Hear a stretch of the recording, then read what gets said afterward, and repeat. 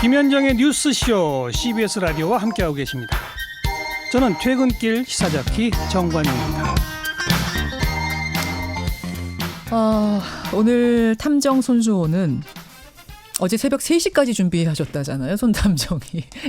듣고 보니까 여러분 얼마나 민감한 건지 아시겠죠. 양쪽의 주장도 워낙 팽팽하고 이런 사건이고 아니나 다를까 게시판도 후끈합니다. 후끈합니다. 특히 CCTV를 지금 보고 온 분들이 한마디씩 CCTV에 대한 평가, 자신의 평가를 보내주고 계시는데 보내주십시오. 예, 보내주시고요. 이 신문 또 어떻게 나는지 지켜보겠습니다. 권영철 선임 기자 어서 오십시오. 또 선임 기자로 내리시네. 참 사람의 이 말버릇이라는 게. 김현정엔 그 올렸다 내렸다. 네. 정정합니다. 대기자 되셨어요. 권대 기자 어서 오십시오. 권수대 기자 오늘 와이뉴스도 제가 좀 많이 기다렸어요. 네. 제가 제목을 알고 있거든요. 네. 제목이 사법농단 수사 왜 내년까지 계속한다고 할까 이 주제. 네 그렇습니다. 예. 사법농단 수사 일단 내년까지 한다 그랬어요? 그 얘기하기 전에 일단 오늘이 무슨 날인지 아십니까? 오늘 9월 13일입니다. 13일, 9월 13일 목요일. 법원의 날입니다. 법원의 날을 제가 어떻게 합니까? 그러니까 사법부가 입법, 행정, 사법의 3부로 독립된 게 1948년이니까 예. 이른바 사법 70주년이 됩니다. 그렇지만 법원의 날은 올해가 4회째입니다. 양성태 대법원장 시절인 2015년에 만들어졌거든요. 그래요. 당시 대법원의 보도자료를 보면은 1948년 9월 13일은 대한민국 사법부가 미 군정으로부터 사법권을 이양받고 가인 김병로 초대 대법원장이 취임한 날로서 외세와 행정부로부터 독립된 사법부가 탄생한 날이라고 밝히고 있습니다. 사법부가 행정부로부터 독립했다. 그러니까 우리는 지금 사실은 사법부는 당연히 독립된 거, 네. 삼권 분립 당연한 거 이렇게 생각하고 있지만 그때까지는 당연한 게 아니었던 거예요. 처음에는 전국 부처 중에 예. 사법부로 3부로 독립된 게 아니고 한 행정부처였습니다. 사법부가. 그렇게 됐는데 근데 사실은 이 얘기를 제가 소개하는 게 한편의 코미디 같아서 소개하는 겁니다. 그게 무슨 말씀이세요? 지금 언론에서는 뭐 사법 70년이니 제4회 법원의 날이라는 말들이 나오는데 예.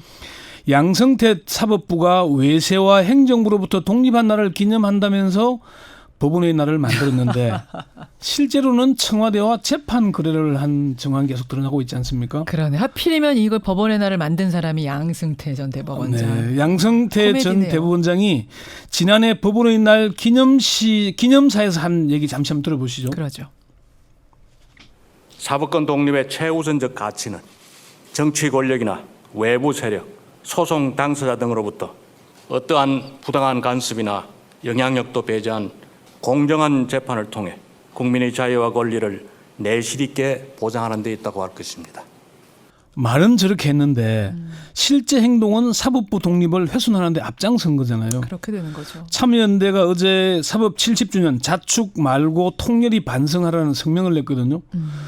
참여연대는 9월 13일이 사법부가 독립 탄생한 날이라면서 대한민국 법원의 날로 지정했다. 그러나 그 순간에도 양성태 대법원은 법관 독립을 훼손하고 국민이 공정하게 재판받을 권리를 침해하고 있었다. 이렇게 규탄을 했습니다. 그러니까 바깥으로는 법원의 날 만들고 법원의 독립을 축하했으면서 네. 실제로는 뒤로는 재판 거래를 한 정말 한편의 코미디 같은 일이 벌어졌던 거네요. 예, 정말 웃기는 상황이 만들어진 겁니다. 사법부의 이중적인 모습이 그대로 드러나는 것 같아서 씁쓸하기도 하고요. 법원의 날을 9월 13일로 제정한 이유가 가인 김병로 선생의 초대 대법원장 취임일이기 때문인데 예.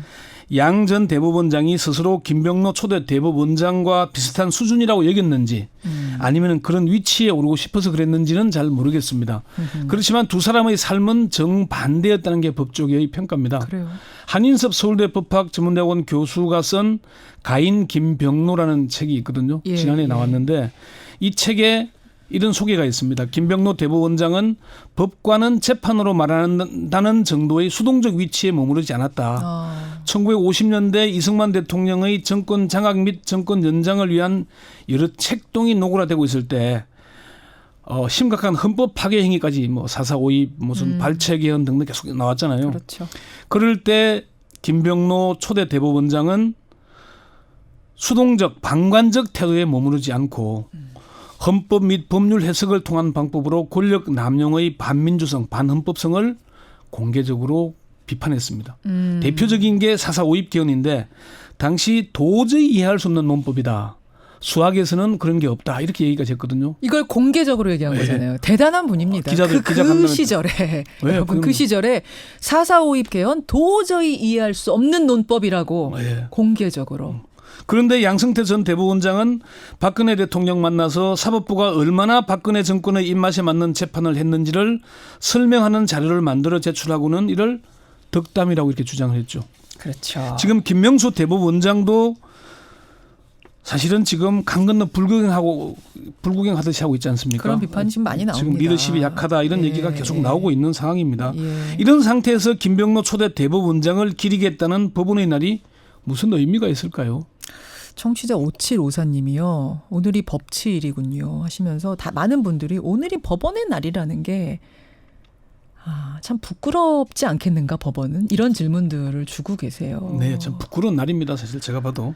오늘 주제로 다시 들어가겠습니다. 사법농단 수사 왜 내년까지 계속한다고 할까? 아직 3개월이나 남았는데 더 한다고 벌써 결정이 났어요? 검찰 안팎에서 그런 얘기들이 나옵니다. 심지어 내년 6월까지 수사가 계속될 것이라는 얘기까지 들립니다. 왜요? 실제로 수사가 언제까지 이어질지는 미지수지만 지금 법원의 형태를 보면은 올해 안에 수사가 끝나기는 어려워 보이기 때문이죠. 서울중앙지검 핵심 관계자는 앞으로 다른 수사는 안 하고 이 수사, 사법농단 수사에 집중할 것이다 이렇게 얘기를 했습니다. 이 관계자는 기간이 얼마가 걸려도 이게 진상규명이 안 된 상태에서 앞으로 다른 수사 더 하면 뭐 하겠나. 아이고 저는 이 말에 100표 동의합니다. 한 예. 표 아니고 100표 드리고 싶습니다. 그러니까 그 사건 재판도 개판될 텐데. 기간이 얼마 걸리더라도 이건 진상규명을 확실히 하고 가야지. 그렇습니다. 다른 사건 수사에서 이 상태에서 법원에 넘긴들 이거 사람들이 믿겠는가? 법원의 신뢰를 찾기 위해서라도 이건 털고 가야 된다는 얘기죠. 예. 그러니까 다른 수사 안 한다. 기소된 건 어쩔 수 없지만 이 수사를 똑바로 하지 않고서는 뭘 할 수 있겠나 이렇게 얘기했거든요. 예. 검찰 고위 관계자도 수사를 해야 할 내용이 워낙 많아서 끝나려면 아직 멀었다. 법원이 영장을 계속 기각하면서 자료가 입수되지 않아서 수사가 더디게 진행되고 있다 이렇게 얘기를 했습니다. 그럼 그냥 내년까지 한다는 게 의지의 표명입니까? 실제로도 내년까지 갈 것 같습니까? 실제 그럴 가능성이 매우 높아 보입니다. 왜 그렇게 그 이유는 보세요? 첫 번째는 사법부의 수사 방해가 도를 넘어서고 있기 때문입니다. 그래요. 실제는 수사에 협조한다고 그러긴 하지만은 자기들 뜻대로 하려고 하거든요. 김명수 대법원장이 검찰 수사에 협조하겠다고 밝혔지만 서울중앙지법 영장 전담 판사들을 비롯해서 사법부는 비협조가 아니라 아예 노골적으로 수사 방해를 하고 있는 셈입니다. 그렇게 보여요. 예. 예. 실제 일반 수사의 압수수색 영장 발부율은 90%가 넘습니다. 예. 그런데 사법농단 수사는 10%도 안 됩니다. 그러니까 이렇게만 봐도 수치로 봐도 통계로 봐도 설명이 잘 안 되잖아요. 네. 두 번째는 영장 기각이 문제가 아니라 본안 재판에서도 무죄 선고가 불을 보듯 뻔하기 때문이라는 분석입니다. 압수수색을 해서 뭔가 기소가 돼서 재판 가더라도 무죄될 거라고요? 현직 한 고위 법조인은 검찰 수사가 끝나고 나면은 저 사람들 무죄 쓰기 시작할 것이다. 결국 판사들이 판단하지 않느냐 이렇게 얘기를 했습니다. 그러니까 앞으로 벌어질 시나리오는 법원에서 무죄 선고하고 그러면은 수사를 받았던 판사들이나 그 전직 판사들 국가와 수사 검사들을 상대로 손해배상 청구하고 직권 남용으로 고소 고발할 것이라는 거죠. 그래서 검찰에서 무혐의 결정하면은 또 재정 신청해서 예. 법원에서 재기 수사 명령하고 유죄 선고하는 그런 방법으로 가지 않겠냐. 한 중견 법조인은 지금 판사들이 저런 그림만 그리고 있다. 절대로 이대로 가지 않고 반격에 나설 것이다. 이렇게 전망을 했습니다. 좀 무섭네요. 판사들이 반격에 나설 것이다라는 시나리오가 지금 법조계에 돌고 네. 있다. 자기들이 법대 위에 있는 야. 신 같은 존재로 알기 때문입니다. 아직도. 참 세 번째 이유. 세 번째는 국회가 국정조사와 법관 탄핵이라는 카드를 빼들었기 때문입니다. 어제 저희 천정배 의원하고도 뭐 인터뷰했습니다. 예. 탄핵 얘기 나오고 국정조사로 가야 된다. 이거는 그냥 검찰 수사에 못 맡기겠다는 얘기가 정치권에서 나와요. 더불어민주당 법사위원들이 그동안 좀 침묵했잖아요. 검찰 수사를 지켜보고 있었는데 예. 그제 양승태 전 대법원장 체제의 사법농단과 관련한 입장을 발표를 했는데 핵심은 사법농단 진상규명을 위한 국정조사와 국정조사 결과에 따른 법관 탄핵 그리고 수사와 재판을 대비한 특별재판부 설치법 통과입니다. 박주민 의원이 어제 그 통화를 했는데 예. 국정조사를 추진하게 된 것은 검찰 수사가 지지부진하고 책임 있는 법관들을 탄핵해야 한다는 여론이 높아지고 있어서 그런 것이다. 이렇게 얘기를 진짜로 했습니다. 국정조사가 성사될까요? 지금 국회 법사위원장이 판사 출신인 자유한국당 여상규 의원입니다. 여상규 의원. 어제 그 얘기했었죠. 예. 박지원 의원과 여상규 설전. 법사위원장. 당신 판사냐? 막 이렇게. 당신이 판사냐? 입법부에서 사법부 일을 논해서는 안 된다라는 게 여상규 위원장의 주장이었죠. 그래서 쉽지는 않을 것으로 봅니다. 그렇지만 자유한국당이 국민 여론을 무시할 수 있을까요? 재판 글에는 사법부의 존립을 흔드는 것뿐만 아니라 국가의 존립을 흔드는 거잖아요. 물론이죠. 양승태 대법원이 박근혜 청와대와 거래한 것이니 자유한국당으로서는 자유로울 수는 없을 겁니다. 예. 그렇지만 자유한국당이 탈박근혜를 주장하면서 사법농단 관련 국정조사를 막는다면은 그동안의 주장이 설 자리를 잃지 않겠습니까? 자, 청취자 문자 보니까요. 4884님은 양심적이고 훌륭한 판사들도 많거든요. 근데 그분들이 어떻게 양승태 전 대법원장 밑에서 일을 할 수 있었을까 이분은 궁금하시대요. 실제 지금 고등부장 이상으로 승진한 사람들은 다 거의 양승태 체제에서 승진한 사람들입니다. 그 사람들이 절대 지금 아직 사법개혁, 사법농단 수사에 대해서 의견 표명이 없지 않습니까? 이 검찰이 법원을 너무 한다, 너무 파고 있다 이런 얘기하고 있거든요. 그럼 양심 있는 판사들은 그냥 지금 뭐 아직은 소수의 목소리인 거죠. 지금은 그렇고 예전에도 그냥 그러면은 몰랐던 거거나 아니면 모르지 않고 방관한 거죠, 사실. 몰랐겠습니까, 다들? 자, 그리고요. 또 네. 이런 질문도 들어왔어요. 검찰 수사가 제대로 되고 있긴 하는 건가? 그러니까 지금 법원이 기각하고 뭐 이런 건 알겠는데 네. 검찰은 제대로 수사를 하고 있는 건 맞습니까? 이 질문. 수사는 뭐 열심히 하고 있습니다. 어제 하루만 사법농단의 핵심 인물인 차관급 전현직 판사 3명이 공개 소환됐죠. 그리고 지난 주말에는 현직 판사 30여 명이 비공개로 소환 조사를 받았다고 합니다. 이미 임종원 전 사법법원 행정처 차장과 이규진 전 양형위원회 상임위원으로부터 핵심 자료들도 확보를 했고요. 또 검찰에 소환된 전현직 판사들이 자신의 혐의를 벗기 위해서 자료를 제출하거나 관련 진술을 술술 하고 있다고 전해지긴 합니다. 예. 서울중앙지검 핵심 관계자는 수사는 잘 진전되고 있다. 판사들이 영장 기각한다고 수사가 뭉개지는 건 아니다라고 강조를 했습니다. 이 관계자는 수사는 의지만 있으면 앞으로 간다. 시간이 더 걸리고 법원이 더 당하게 되는 거지. 예. 두들기면 문은 열리게 돼 있다. 예. 국민 이기는 권력이 어디 있겠나.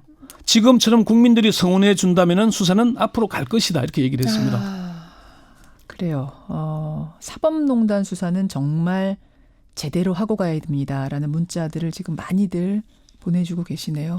국정농단 재판 과정, 영장심사 과정 받지 않습니까? 이 상태에서는 제대로 돌아갈 수가 없는 상황입니다. 청취자 백하 누나님, 권영철 대기자 정말 고맙습니다. 꼭 필요한 사안인데 사실 언론이 좀 조용해서 이상했어요. 이러셨습니다. 이분은 집값 올라가는 것보다 이 사안이 더 시급한 것 같다라는 문자. 그럼 민주주의 근간이 흔들리고 있는 건데 이걸 바로잡지 않고 어떻게 가겠습니까? 바로. 그래요. 우리가 다 힘을 보태고 여론이 힘을 보태서 이 수사 끝까지 잘 하고 가야겠습니다. 고생하셨습니다. 네. 권영철 대기자였습니다.